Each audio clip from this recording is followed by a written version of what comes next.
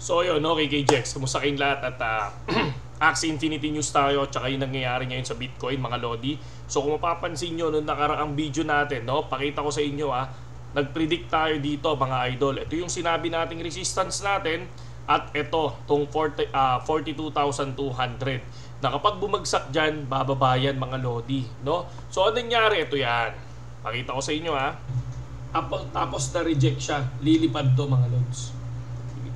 Okay, lilipad dyan. Saan yun? And then, mapakita natin ulit. Wala tayo, no? So, para sa akin, yun yung napapansin ko na once na lumipad na reject siya sa 43,250, no? For me, lilipad dyan mga Lods, no? Pag yan, gumanyan, lilipad dyan. Pero, kapag na-break niya ang 43,200, may magulo pa may nag-PM pa okay. Ano yung ating Facebook? Okay. Sabi natin dyan, yan. Sige. Pag ang BTC naman, no, umalo ng 43,200 mga Lodi, no, I think, no, dyan magkakaroon ng pagbaba mga Lods. Para sa akin 42,600. Okay. Yan. So, cut tayo. So, ito yung nangyari. So, kita nyo ba? No, ayan o.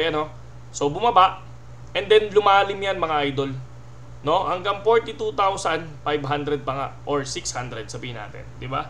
Saktong-sakto yung sinabi natin. And then, syempre, once na bumagsak yan at hindi niya na-reach yung pinaka-resistance natin. Ito na pinaka-resistance natin dyan mga Lods, no? Kasi dahil ito na yan, no? So, dito tayo pupunta ngayon. Yan. Yan na magiging resistance natin, ay magiging support natin mga Lods, no? So, yan yung magiging support natin, yung 600. 42,600 ang magiging resistance natin ngayon mga idol. Once na bumaba dyan, mga Lods, no?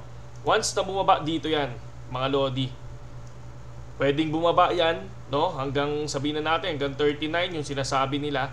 Pero, katulad niya, no? Pag yan nag-attempt ulit ng 42, katulad nito, no? I think reject siya. Pwede pa ulit bumaba yan. Pero yan, pag bigla yan pumasok dito sa 43, positive. Biglang papalo ulit yan, mga Lodi. No, yun yung tingin natin dyan. And then, syempre, tulad ng sinabi ko, kung narinig nyo yung video natin na antindi talaga ng Axie at kung pwede pa kayo mag-invest sa Ronin, 80 pesos, no? 82 pesos yung sinabi natin na pumasok pa kayo sa Ronin is okay pa yan. So, 92 sinabi natin, okay pa yan, pumasok pa kayo. And then, ang sabi ko, tingnan nyo ang AXS. Hindi pa lumilipad ang AXS. Diba? Sabi ko sa inyo yun, nakatago pa siya. Lumilipad na lahat ang AXS, hindi pa. Pero tingnan nyo ang AXS ngayon. Parang to the moon na. 603. Mga idol, no? I think, ito yung naalala nyo yung sinabi ko na baka AXS na ang susunod na Solana. No? Baka biglang lumipad to kagaya ng Solana, mga Lodi. No? So, ingat lang sa mga trading. Ako, katulad ako, no?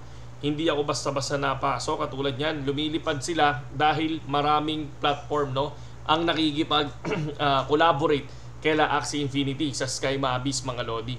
So, kahit na bumagsak ang value ng BTC, yes, pwede bumaba yan, pero sa tuwing may papasok sa Axie, no, lilipad dyan. No? Sa tuwing may nag-i-invest, mga idol, lilipad dyan. Ito na yung nakikita ko na kapag lumipad na ng 597 yan, mahihirapan na ulit sa 300 yan. No? Nakastay na yan karaniwan sa 400, 450 to 500, ayan na yan. So, pero yung ganito na na-hype siya, no? Sabi nga nila may pa-Christmas sa'yo sila Gios. So, eto din yun.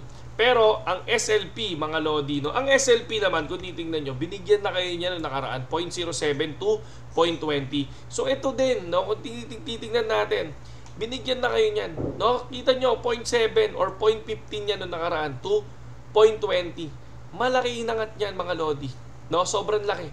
25%, I think 25% ng lilipad niyan. Kaya sabi ko sa inyo, okay na okay mag-invest sa Axie Infinity noon, o di ba? So, ayan yung mga nangyari ngayon. So, ito, to the moon ngayon.